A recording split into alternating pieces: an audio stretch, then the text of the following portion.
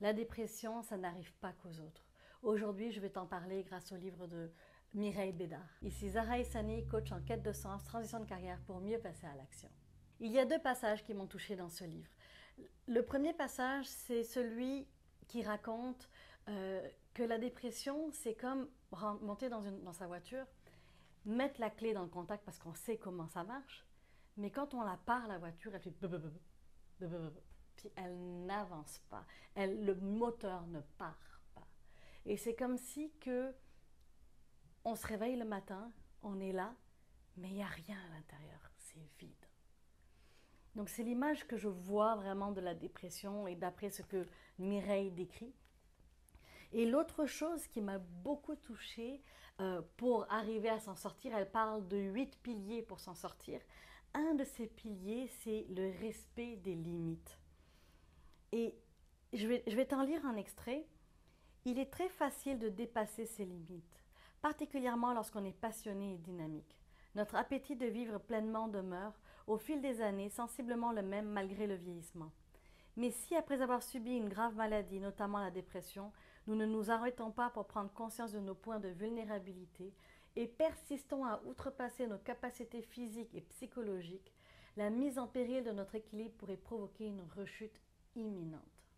Il est nécessaire de comprendre que nous n'avons rien à gagner, mais beaucoup à perdre en continuant de nous comporter comme si nous étions sans limite et en voulant prouver aux autres que c'est le cas. On est dans un monde où la performance est importante.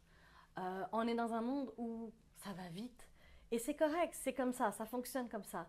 Si tu te retrouves dans ce cas-là, prends le temps de te poser, sans jugement de toi, sans écouter ce qui se passe autour de toi.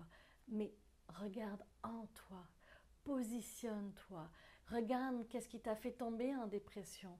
Va chercher de l'aide, des bonnes personnes pour pouvoir t'aider et t'outiller, t'accompagner à travers ça. Et surtout, écoute-toi, parce que finalement, tu ne peux pas continuer à fonctionner comme tu as toujours fonctionné, même si avant c'était correct et ça fonctionnait. Aujourd'hui, il y a une nouvelle page qui s'ouvre et on te demande, la vie te demande d'appuyer, j'ai envie de dire, sur la pédale et de dire stop, d'arrêter et de se repositionner, de se re-questionner de la manière dont tu veux vivre ta vie. La semaine prochaine, je te parle d'un autre livre, Les miracles de votre esprit, de Joseph Murphy.